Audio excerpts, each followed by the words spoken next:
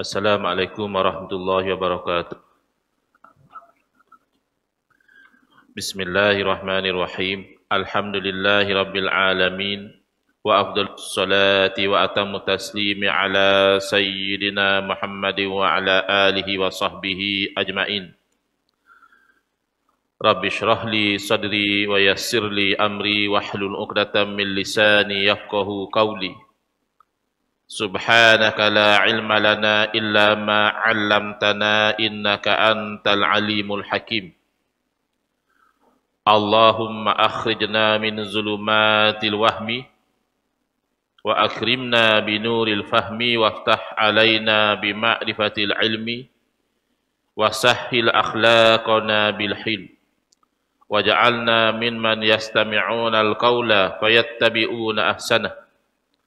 Allahumma ati nufusana taqwaha wa zakkiha anta khairu man zakkaha anta waliyuha wa maulaha. Allahumma arinal haqqa haqqan warzuqna ittiba'ah wa arinal batila batilan warzuqna ijtinabah. Allahumma anfa'na bima 'allamtana wa 'allimna ma yanfa'una wazidna ilma wa huda, amma ba'd. Alhamdulillah, muslimin muslimat, hadirin hadirat yang saya hormati, syukur kepada Allah SWT pada hari ini insyaAllah kita akan menyambung pengajian kuliah subuh bulanan menggunakan kitab Kekeliruan Umat. Inilah jawapannya, susunan Al-Fadhil Ustaz Mahathir bin Haji Jul hafizahullah ta'ala wa nafa'ana bihi wa bi'ulumihi fid daraini amin.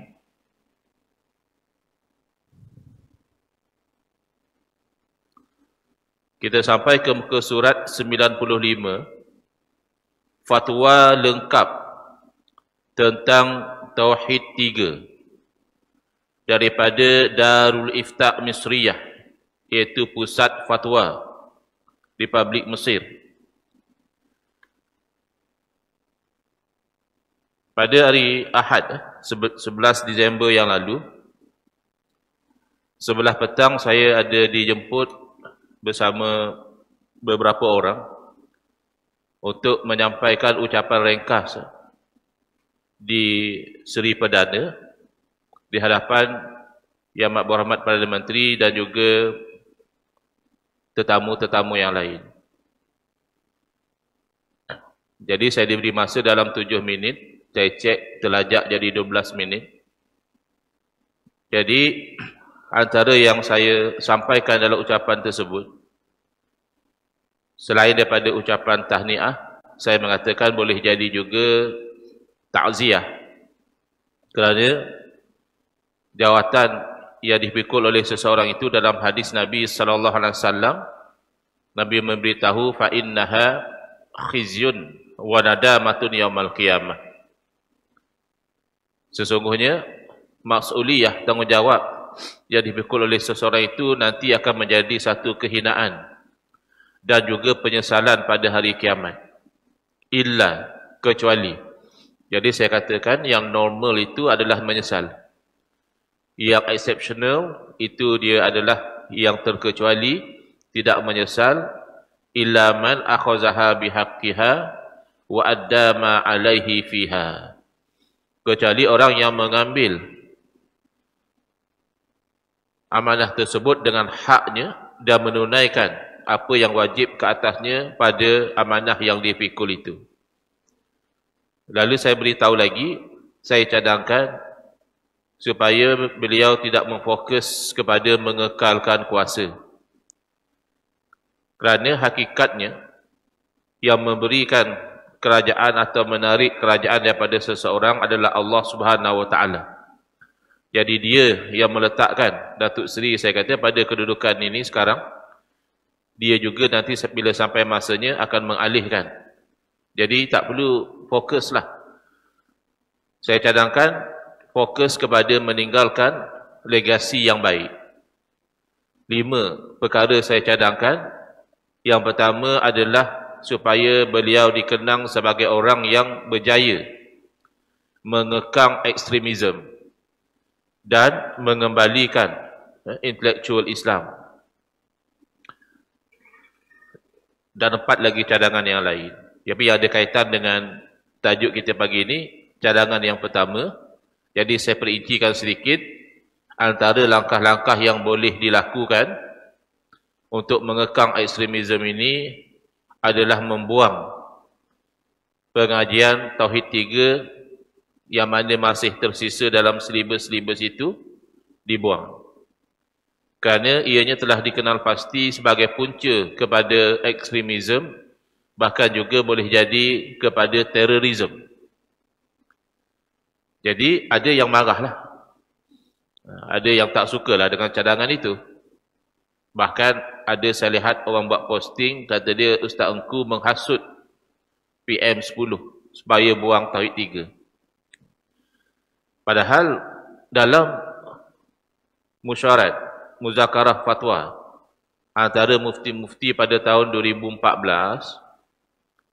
iaitu mesyuarat yang ke-104 kalau tidak silap saya, atau 106. Jelas bahawa para mufti bersetuju bahawa pengajian Tauhid 3 ini menjadi ancaman kepada pegangan ahli sunnati wal jamaah. Jadi mereka marah-marah seolah-olah saya reka-reka bahaya Tauhid 3 ni Ustaz Engku je dengki. Padahal Tauhid 3 tu okey. Memang ada tempat dia okey.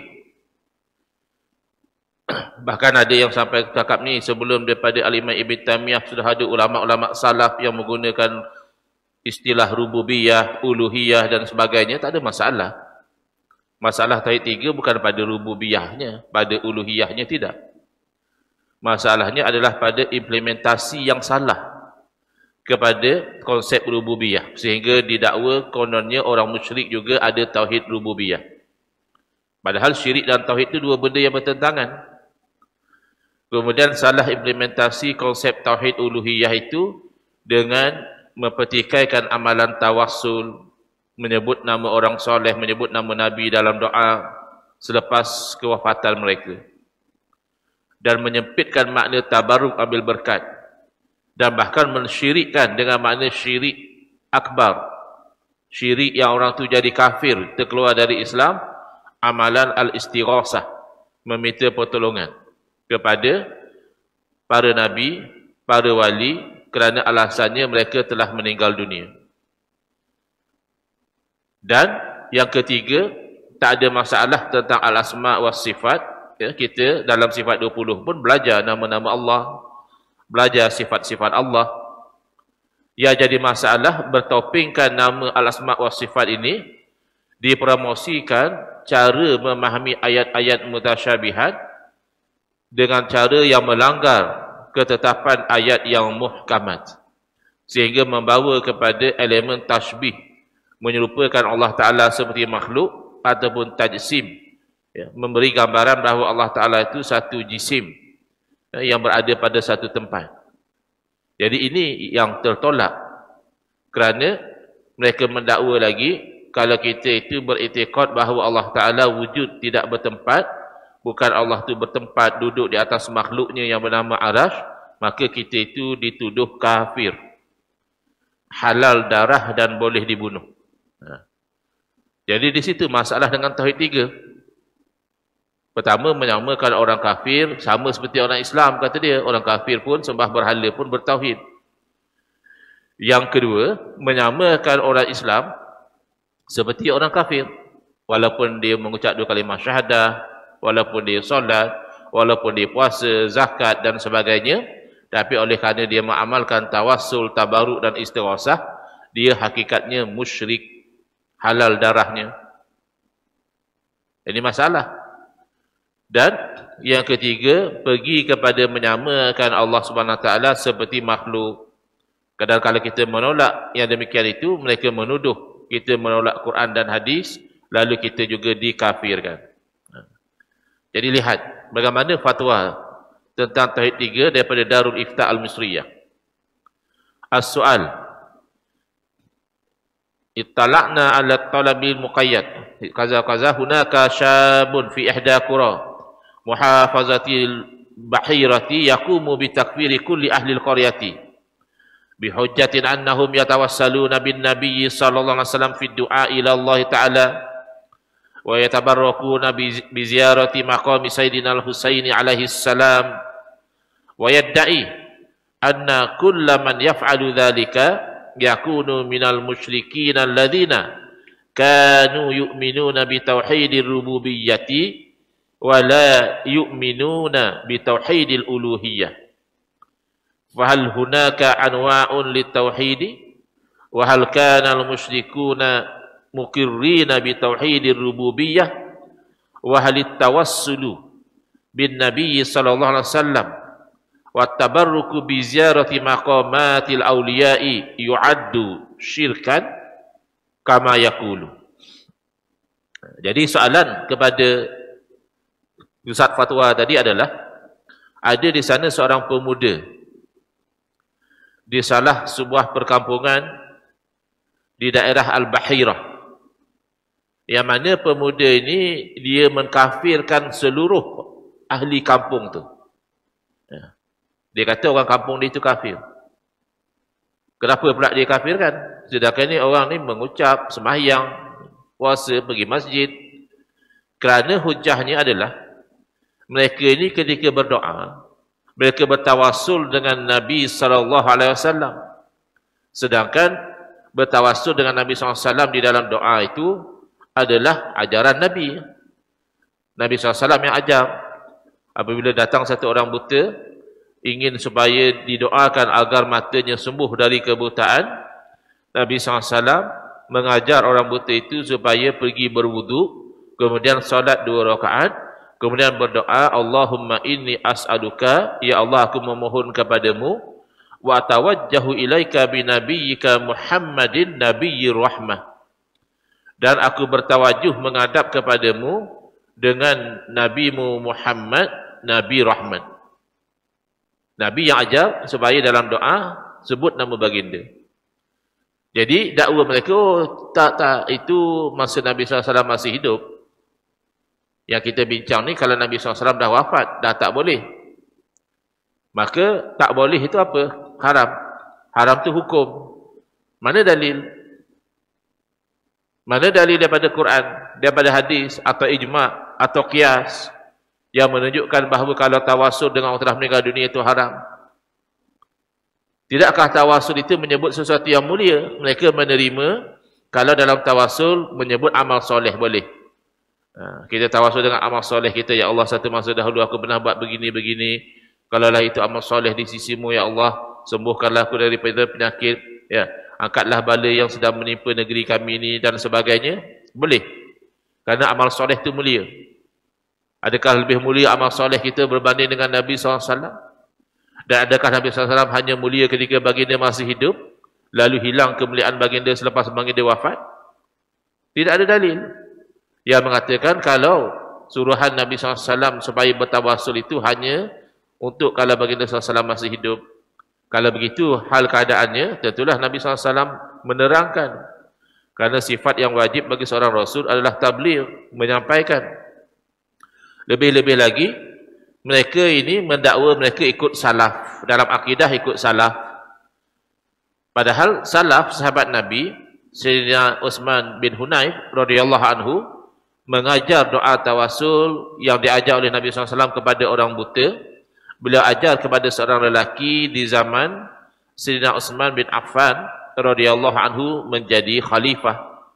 Berarti sahabat Nabi memahami doa tawassul tak ada masalah. Kalau Nabi sudah wafat pun tak ada masalah. Apa asas kalau Nabi masih hidup kita boleh sebut nama baginda dalam doa? Selepas baginda wafat jadi haram kita sebut nama baginda dalam doa? Tak ada asas. Bahkan kita sebut dalam solat, Assalamualaikum ayyuhan nabi. Kita menggunakan dhamir mukhatab. Kita tak kata assalamu alaihi, salam ke atasnya. Kita kata assalamu alaika, salam ke atasmu, ke atas awak, ke atas baginda. Maknanya seolah-olah baginda SAW itu ada berdepan dengan kita. Adakah syirik menyebut Nabi SAW begitu? Jadi ini adalah kekeliruan. Jadi kata dia, kafir orang kampung dia. Sebab bertawasul dengan Nabi SAW dalam doa. Kemudian pergi ziarah ke makam Sayyidina Husain alaihi salam, iaitu cucu baginda sallallahu alaihi wasallam, ambil berkat di situ. Ini syirik. Kata dia. Tak boleh. Padahal yang diambil berkat itu bukan batunya. Bahkan batu pun ada keberkatan. Seperti Kaabah. Seperti Hajarul Aswad. Keberkatan itu makna kebaikan. Sebab itulah kita itu tawaf keliling Kaabah. Tetap Kaabah itu batu. Kita itu sembahyang menghadap ke Kaabah. Bukan menyembah Kaabah. Menyembah Kaabah ya syirik. Tapi adakah orang yang sembahyang menghadap Kaabah itu dia menganggap Kaabah itu Tuhan? Adakah orang yang berdoa melekapkan pipi dia di dinding Kaabah, menangis-nangis menganggap Kaabah itu Tuhan? Kan tidak. Ia hanya mengambil berkat, tempat itu mustajab doa. Ya.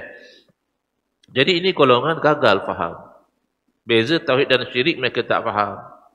Lalu kata dia, kalau ambil berkat dengan makam orang soleh itu syirik. Dan orang ini mendakwa bahawa setiap yang dilakukan itu adalah perbuatan orang-orang musyrikin. Sama je. Yang mana orang musyrikin ni kata dia, beriman hanya dengan tauhid rububiyah. Mengaku kalau Allah Ta'ala itu menciptakan langit dan bumi, Allah Ta'ala yang menghidup dan mematikan, Allah Ta'ala yang mentakdirkan segala-galanya.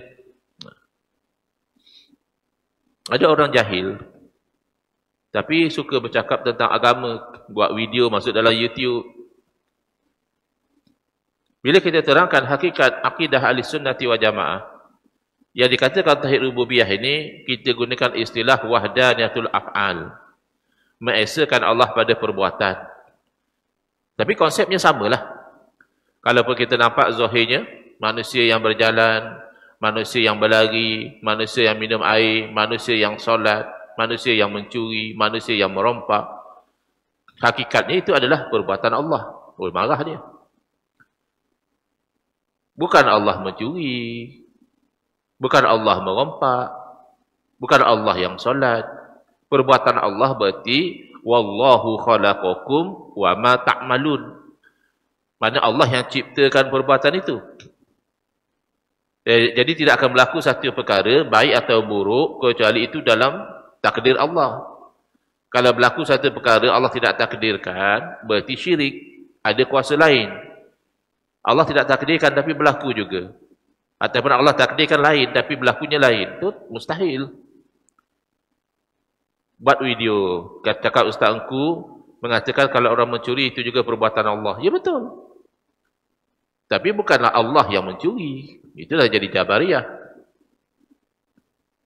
Allah yang menjadikan perbuatan dia. Buruk atau baik, itu kan akidah ahli sunnah wal jamaah. Itu dalam hadis. Antum minabi qadari khairihi wa syarrih, bahawa kamu itu beriman dengan qadar Allah baik dan buruk. Payah zaman sekarang ni orang-orang jahil diberikan ruang, nak macam mana? YouTube siapa-siapa pun boleh. Lalu dia itu menyesat-nyesatkan, padahal ini akidah sebenar. Jadi tauhid rububiyah itu tak ada masalah, betul. Tapi kalau sampai mendakwa orang musyrikin pun ada tauhid rububiyah, tak betul. Wala yu'minuna bi tauhidil uluhiyah. Dan kata dia, siapa yang bertawasul tabaruk ni tidak beriman dengan tauhid uluhiyah, maknanya menyembah lain daripada Allah. Ini sebab kita kata jangan diadakan tauhid 3 dalam silibus. Mungkin orang yang belajar tu hanya belajar on the surface, tak sampailah jadi ekstrim. Tapi benih tu dah ada. Kalau dia pergi lebih lanjut lagi, akan sampai kepada level yang dia menganggap orang-orang Islam tu musyrik. Maka soalannya, memang adakah jenis-jenis bagi tauhid? Dan memang adakah orang musyrik itu mengaku dengan tauhid rububiyah? Dan adakah bertawasul dengan Nabi SAW dan juga mengambil berkat dengan menziarahi makam para wali, itu dianggap syirik sebagaimana yang didakwa oleh pemuda tersebut. Itu soalan dia. Al-jawab, lalu dijawab oleh Majlis Fatwa ataupun Pusat Fatwa Negeri Mesir ini. Pertama, yajibu 'alal muslimi ay yahzara minal mujazafati fit takfir. Pertama, wajib ke atas setiap orang Islam bahawa dia itu menjauhi daripada bermudah-mudahan untuk mengkafirkan orang Islam. Sebab itu bukan sunnah Nabi. Kamu mengaku ikut salaf, ikut sunnah. Sunnah Nabi yang mana mengajar kita untuk mengkafirkan orang Islam? Jangan kata orang Islam yang dah lama, bertahun-tahun sembahyang, puasa, haji. Orang yang baru Islam selepas tadi dia musyrikin, berperang, memerangi orang Islam. Angkat pedang nak bunuh orang Islam. Tiba-tiba dijatuhkan oleh sahabat, dia dah nak kena bunuh dalam peperangan, dia menyebut la ilaha illallah, dia mengucap. Bila dengar dia mengucap, sahabat daripada kalangan Ansar berundur, tak jadi serang. Tapi sahabat daripada kalangan Muhajirin, dia tetap membunuh lelaki tersebut. Baru sejenak dia tu musyrik, kafir harbi, tengah berperang nak bunuh orang Islam. Tinggalkan sebelum dia dibunuh dalam peperangan, dia mengucap. Berhari-hari Nabi SAW komplain kepada sahabat yang membunuh lelaki tersebut. Sabda baginda SAW, aqatal tahu ba'da'an qala la ilaha illallah. Adakah kamu tergamak membunuh dia selepas dia telah mengucapkan la ilaha illallah? Sehingga sahabat itu akhirnya berkata, orang ini hanya nak menyelamatkan diri saja, wahai Rasulullah. Dia bukan betul-betul nak masuk Islam. Dia dah jatuh, nak kena tikam, nak kena pancung, baru dia mengucap. Nabi SAW tak setuju. Nabi SAW bertanya kepada sahabat tersebut, radhiyallahu anhu, adakah kamu itu boleh membelah dada dia dan melihat isi hati dia? Kita kan berhukum dengan zahir. Jenuhlah setiap orang nak baca hati orang lain. Nahnu nahkum 'ala zawahir. Manusia ni kita berhukum dengan yang zahir-zahir. Wallahu yatawallas sarair. Allah Ta'ala yang menguruskan benda-benda yang tersembunyi. Kok dia munafik ke, dia ada tujuan lain ke, itu dia dengan Allah. Ada berkita dengan dia sudah zahirnya orang Islam, dia Islam. Ini tidak. Orang ni dah bertahun-tahun lahir dalam Islam, buat pekerjaan Islam, tapi hanya kerana tawasul, tabaruk dan istighosah, lalu dikafirkan. Jadi jauhi. Hatta la yaqa tahta ta'ilatil wa'idil mazkuri fi qaulin Nabi SAW, la yarmi rajulun rajulan bil fisqi wa la yarmihi bil kufri illa taddat alaihi illam takun sahibuhu kazalika. Tidaklah seorang lelaki itu menuduh lelaki yang lain itu fasik atau menuduhnya kafir, kecuali kembalilah tuduhan tersebut ke atas orang yang menuduh, sekiranya bahkan yang dituduh tadi hakikatnya tidak demikian. Rawahul Bukhari min hadithi Abi Dzar radhiyallahu anhu. Wa qaulihi alaihi salatu wassalam, idza kaffara ar-rajulu akhahu faqad ba'a biha ahaduhuma. Apabila seorang lelaki itu mengkafirkan saudara seagamanya, maka telah pastilah jatuh kafir itu kepada salah seorang. Maknanya kalau betul yang dia tuduh itu kafir, dia kafir. Tapi kalau yang dituduh tidak kafir, yang menuduh jadi kafir. Rawahu Muslim. Min hadisi Abdullah bin Umar radhiyallahu anhuma wa qalihi la'nul mu'mini ka qatlihi wa man rama mu'minan bi kufrin fahuwa ka qatlihi. Melaknat orang-orang mukmin itu seperti membunuh dia. Dosa, ya? Dan menuduh seorang mukmin itu kafir, maka orang itu umpama telah membunuh saudara dia. Rawahul Bukhari min hadis Thabit bin Dhahhak radhiyallahu anhu. Selesai, ya? Pertama, fatwa ini melarang daripada perbuatan pemuda tadi, mudah sangat nak kafirkan orang Islam. Yang kedua, tentang pembahagian tauhid. Wa taqsimu tauhid ila uluhiyatin wa rububiyyatin huwa min at-taqsimatil muhdatsatil lati lam tarid 'anis salafis salih. Wa awwal man ahdatsaha ala ma huwa al-masyhur wa Syekh Ibnu Taimiyah rahimahullah. Membahagikan tauhid kepada uluhiyah dan rububiyah sebagai dua pembahagian yang berbeza. Dengan arti kata orang ni hanya tauhid rububiyah tapi uluhiyahnya musyrik, ini adalah pembahagian yang bid'ah, yang tidak ada daripada salafus soleh. Sahabat Nabi tak ada mendakwa orang ni hanya tauhid rububiyah ada. Sahabat kata, ni musyrikin ni, Abu Jahal, Abu Lahab ni, mereka ada tauhid, tapi namanya tauhid rububiyah saja. Bukan mereka musyrik, tak. Mereka hanya syirik uluhiyah. Tak ada sahabat Nabi kah, tabi'in kah, tabi'in yang berpegang begitu. Tapi kalau ada ulama guna istilah uluhiyah, ya mungkin. Kalau ada ulama lain menggunakan istilah rububiyah, ya biasa. Tetapi kalau sampai membuat pembahagian macam ni, tidak ada. Ini mereka tak faham.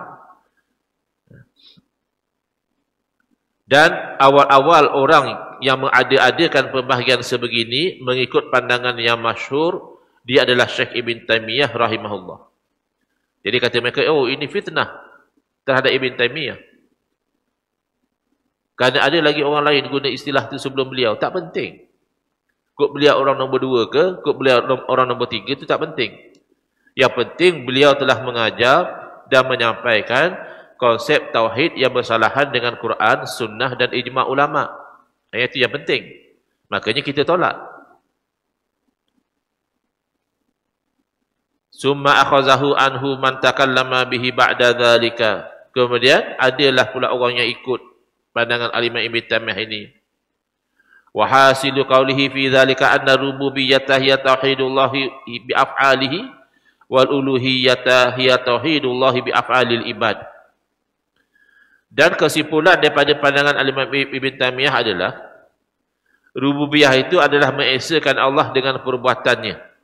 Maknanya macam tadilah. Apa saja yang berlaku di dunia ni, hakikatnya itu adalah perbuatan Allah. Allah yang jadikan. Tanah runtuh kah, gempa bumi kah, itu dan ini kah, ya, Allah yang jadikan.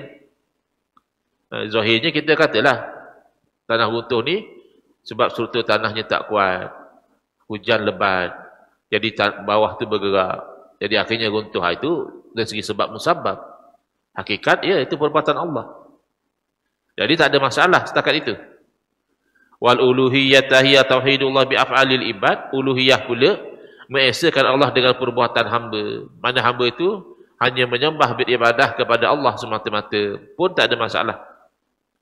Wa annahuma idza ijtama'a iftaraqa wa idza iftaraqa ijtama'a.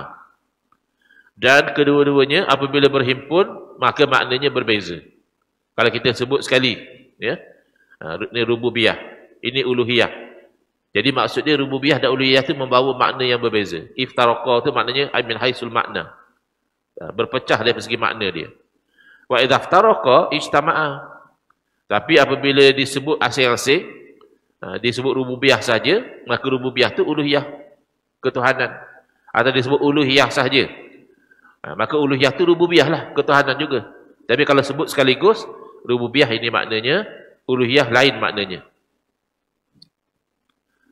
Ai anna ahadahuma yatadammanul akhar indal infirad. Maknanya rububiyah itu sudah terkandung di dalamnya uluhiyah, dan uluhiyah juga sudah terkandung dalamnya rububiyah bila mana disebut secara berasingan.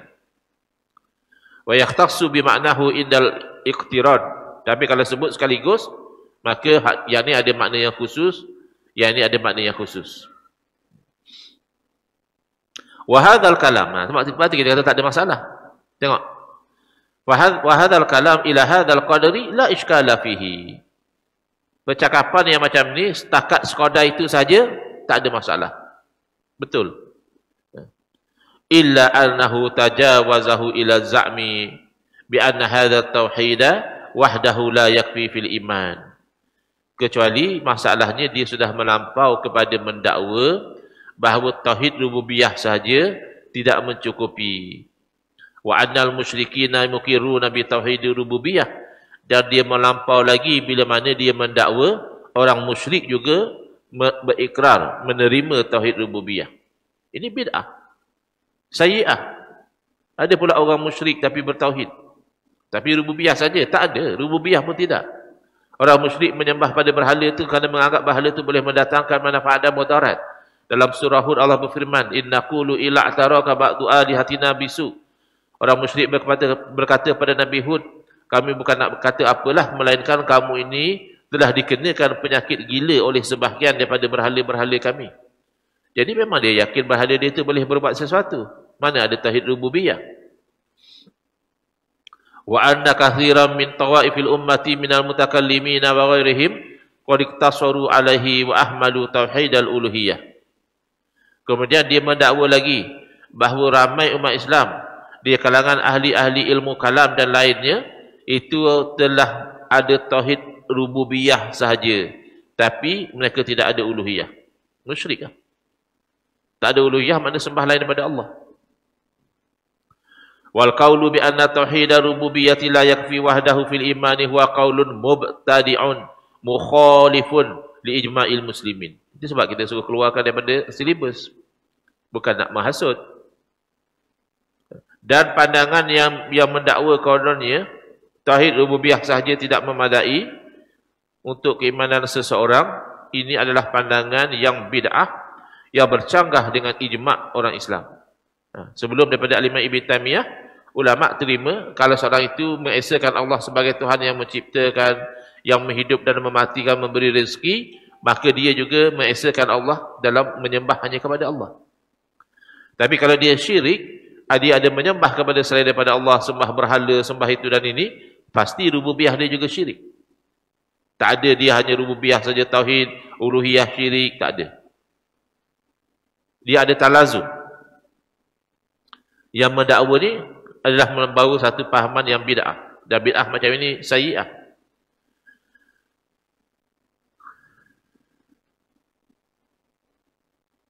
Bal mukhalifun ijma'il muslimin qabla Ibn Taymiyah. Maksudnya sebelum Ibn Taymiyah membawa pandangan beliau yang syaz ini, yang ganjil ini, umat Islam tak ada yang berpandangan macam itu. Bal wa mukhalifun li kalamihi nafsihi. Bahkan bercanggah dengan percakapan dia sendiri ya. Jadi Al-Imam Ibn Taymiyah rahimahullah, walaupun beliau ni memang tidak dinafikan orang yang alim, bahkan mempunyai murid-murid dia juga di kalangan para ulama, tetapi siapa yang mengkaji pandangan beliau akan mendapati banyak ta'arud, contradiction. Sekejap dia cakap benda macam ni, di tempat yang lain dia cakap benda yang lain yang bercanggah dengan benda yang dia cakap awal. Contohnya di sini, dia sendiri mengatakan uluhiyah telah mengandungi di dalamnya rububiyah, dan rububiyah juga melazimi uluhiyah. Kalau ada rububiyah maka ada uluhiyah. Fa inna butlanal lazimi yadullu ala butlanil malzum. Kalau yang ini memastikan yang ini, maka yang satu terbatal yang satu lagi. Misalnya lah kita kata wudu adalah melazimi sahnya solat. Tiba-tiba batal wudu, adakah solat masih sah? Ya batal lah solat. Jadi begitu juga, rububiyah melazimi uluhiyah. Kalau rububiyahnya sudah syirik, uluhiyahnya syirik. Dan juga sebaliknya. Fa idza lam yakun al-musyrikuna mukirrina bi tauhidil uluhiyyati fala yasih az-za'mu ba'da zalika annahum kanu mukirrina bi tauhidir rububiyyah. Setelah terbukti bahawa orang musyrik, mereka itu tidak mengiktiraf tauhid uluhiyah sebab mereka sembah lain daripada Allah, maka tak betul lah nak mendakwa kononnya mereka masih mengiktiraf tauhid rububiyah. Kerana rububiyah dan uluhiyah ni dia saling melazimi. Terbatal yang satu, terbatal yang satu lagi.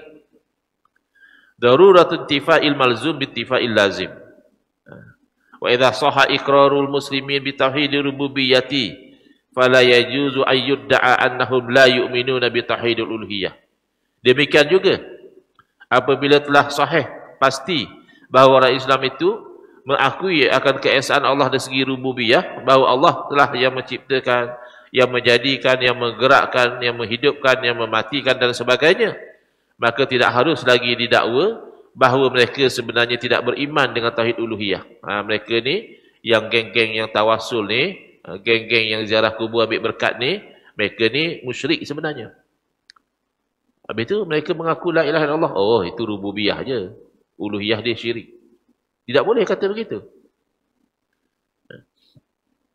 Li'anna al-farda annahuma mutalazimani fa kaifa yusbitul malzuma ma'antifa'il lazim. Fa kaifa yusbatul malzumu ma'antifa'il lazim. Kerana kedua-duanya itu rububiyah dan uluhiyah dia saling melazimi. Maka bagaimana ditetapkan yang dilazimi sedangkan yang lazimnya tidak ada? Macam kita sebut tadi lah. Macam mana nak kata sah sembahyang padahal wuduk batal?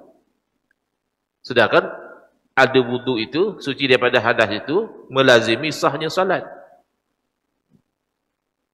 Waqad tasadda ahlul ilmi li raddi hadzal qaul wa bayyanu fasadahu. Maka ramai ulama telah menolak pandangan ini dan menerangkan kebatilannya. Saya hanya menyampaikan saja, bukan menghasut. Ini fakta. Ya, tapi orang yang sudah terpengaruh dengan konsep tauhid 3 ni, dia tak ada tengok secara ilmiah. Hanya kan emosi saja. Bila kita tolak tauhid 3, oh dia ni menghasut, dia ni itu dan ini. Wa anna kulla ahadin yu'khadhu min qawlihi wa yutraku illa Nabi SAW. Ini yang pelik. Mereka kalau dengan Imam Abu Hanifah, Imam Malik, Imam Syafi'i, Imam Ahmad bin Hanbal, mereka tegas, ini ulama tidak maksum. Boleh diambil perkataan dia, boleh ditinggalkan. Yang memang kena ambil tak boleh tinggal tu hanya Nabi seorang saja. Dia faham konsep tu. Tapi bila tiba pada Imam Ibn Taymiyah, ka'annahu Nabi. Seolah Imam Ibn Taymiyah pun macam Nabi juga.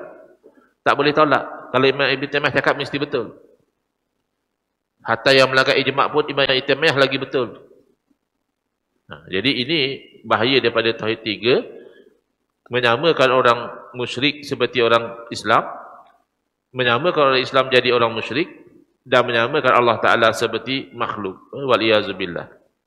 Next, insyaAllah, di muka surat 103, akan pergi pada membincangkan tajuk ayat-ayat muhkamat dan mutasyabihat. Ini sebenarnya ada connection dengan Tauhidul Asma'i wa Sifat.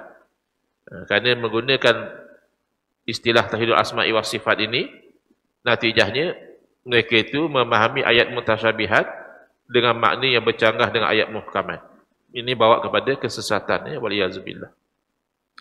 Bismillahirrahmanirrahim. Alhamdulillah bil alamin wassalatu wassalamu ala asyrafil anbiya'i wal mursalin wa ala alihi wa sahbihi ajma'in. Allahumma shrah sudurana wa ahsin akhlaqana wa azim ujurana wa nawwir qulubana bi nuri hidayatika kama naqtarada bi nuri syamsika abadan abada bi rahmatika ya arhamar rahimin.